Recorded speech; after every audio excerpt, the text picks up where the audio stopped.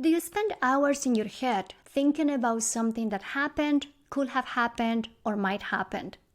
Do you ask others what to do so you don't make a mistake? Welcome to the Playing It Safe podcast. I am Dr. Z, your host. I am a clinical psychologist, an author, and a person that is super passionate about sharing with you science-based skills to overcome any type of fear-based struggles. Who doesn't experience fear? Who doesn't play it safe? In this show, we will discuss how fear-based reactions happen in day-to-day life, how playing it safe behaviors look like, sound like, and feel like, how you can put into action solid tips from behavioral science to get unstuck from worries, fears, obsessions, and anxieties, and how you can start doing what works, what matters, and what you care about. Behavioral science doesn't have to be boring. Thanks for listening, and let's get started. This is part 4 of the series I am doing on mindfulness on the go. In part 1, I shared with you the many ways in which you can practice mindfulness. I shared with you that mindfulness is all over. It's in academic settings, social media, TV shows, media news, and hundreds of books. It's like we're living a mindfulness revolution. And I share with you that even though it's very popular, there are so many misconceptions about it. An important misconception is that you can only practice mindfulness when you are in a quiet room with your eyes closed and looking like the Dalai Lama. That's why I like to talk about mindfulness on the go and how you can practice mindfulness principles in your day-to-day life. You don't have to have a puppy face or a poker face when practicing mindfulness. You don't have to be in a quiet room all the time. Of course, if you have a chance to practice mindfulness in a regular basis, in a quiet room, and with your eyes closed, that's great. If you don't have a chance to practice mindfulness in that way, you can still get the benefits from it by practicing mindfulness exercises in your day-to-day activities. That's what mindfulness on the go is. It's about how you can be present with intention and with purpose when you are walking, when you are talking on the phone, when you are cooking, when you are doing the laundry, when you are having Zoom calls, when you are reading a book. So mindfulness on the go are exercises for you to be present with intention and with purpose in anything you're doing. In part 2, I shared with you how you can practice mindfulness on the go when dealing with overwhelming fear-based emotions. Why practicing mindfulness on the go is important, and some tips to catch the most common responses when dealing with uncomfortable experiences, like avoidance, distraction, disconnection, and other frequent responses that most people do when feeling overwhelming fear-based emotions. In part 3 of this series, I shared with you how mindfulness in general goes hand in hand with compassion practices. And that also applies for mindfulness on the go exercises. In that episode, I shared with you a brief tip that you can put into practice anytime and anywhere to show kindness to yourself. Now, in this episode, I am going to focus on how you can practice mindfulness on the go when you feel like you're losing your mind, when things go unexpectedly wrong. So let's move on to part 4 of this series on mindfulness on the go, and I hope you enjoyed this episode. Have you had unexpected things happen to you, totally out of the blue? Things that you didn't see coming. Life gets very messy many times. The other day, I woke up super excited to do some writing, and one thing led to another thing. I ended up 3 hours on the phone talking with a representative from a bank. Not ideal. I was super cranky, to be honest, because instead of writing or working on the podcast, I was just going back and forth trying to find a missing document. It was hard to let it go and keep moving with my day. Sometimes life gets very, very messy. If we look back at our lives and our friends' lives, we may recognize a collection of misfortunate situations. Like we fail in a class, we feel rejected by a person we love, we lose our pets, we struggle financially, we misplace our favorite heels, and on and on. There are so many messy moments. We don't know when bad things are coming, or when accidents will happen, or when things will go south.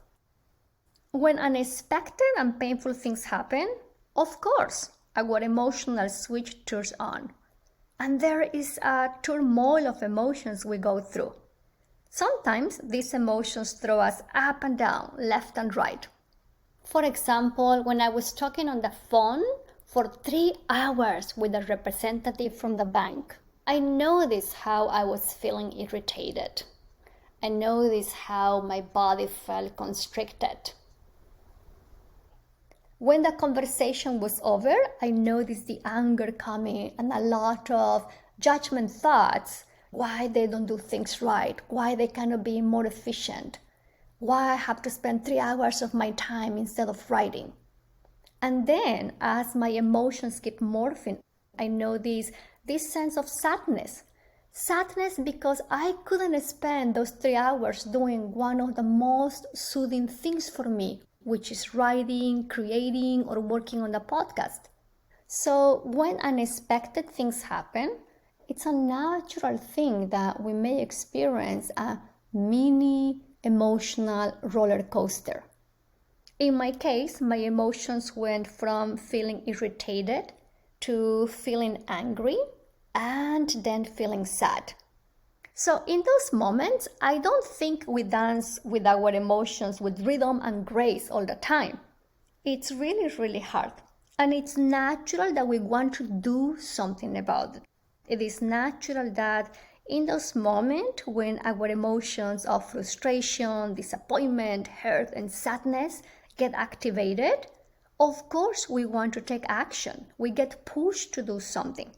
The challenge is that sometimes if we don't step back, we forget to notice that there are things that we do have control of, and there are things that we don't have control of.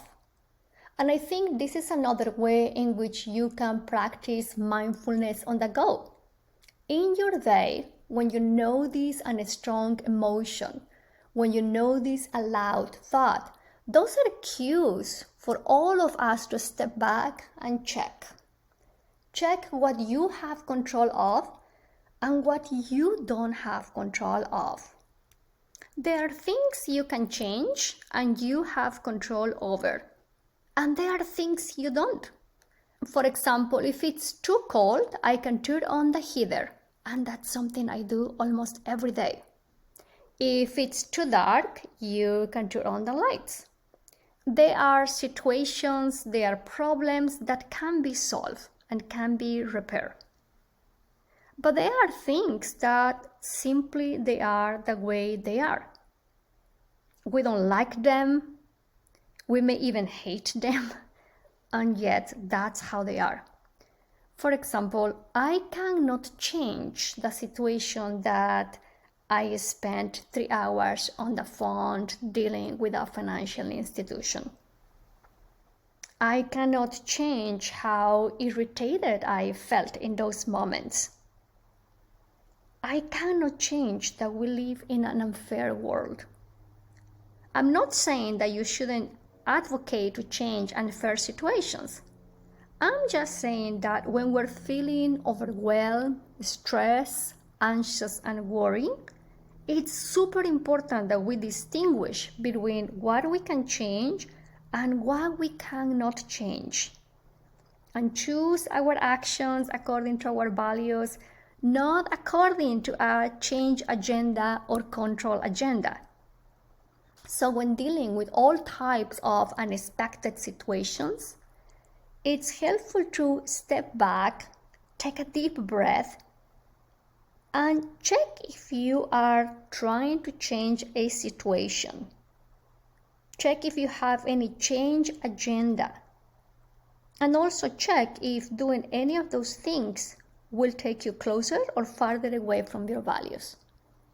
Practicing mindfulness invites you to be present, to accept what you're feeling, what you're sensing, to accept what a situation is, and to be aware of all those things. Now, again, the acceptance part, it doesn't mean that you have to like or you have to accept injustice. It just means that you have to recognize what you have control of and what you don't have control of. This practice of identifying the things that you can control and should focus all your energy on, and acknowledging the things that you cannot control and probably shouldn't focus your energy on is super useful. So in those moments, you can do a mental inventory. List the things that you have control of and the things that you don't have control of. We certainly don't have control of our feelings, anxieties, worries, panic sensations. They just happened. But we do have control of how to respond to them. You can start practicing mindfulness right now, right here. Mindfulness doesn't have to be practiced in a quiet room and with your eyes closed all the time. This is why I am sharing with you these mini tips to put mindfulness into action in your daily life. So mindfulness on the go are these micro tips that you can apply right now, right here, that will help you to become aware, will help you to be present, and will increase your capacity to choose your actions. So I hope you practice this mini tip, noticing what you have control of and what you don't have control of. And I also hope that you keep in mind that mindfulness on the go is not necessarily about stopping your hurt, becoming relaxed or feeling positive. It's about becoming aware and present of what's happening in a given moment and intentionally choosing what you're going to pay attention to. Thanks for listening. If you like this episode, I will very much appreciate it if you will subscribe and share this podcast with your friends. And if you're feeling extra generous, I welcome a review on Apple Podcasts. Show notes of this episode are in the website playingitsafe.zone. Make sure to subscribe to my newsletter so you can receive more tips to stop all types of unworkable playing it safe actions. See you soon!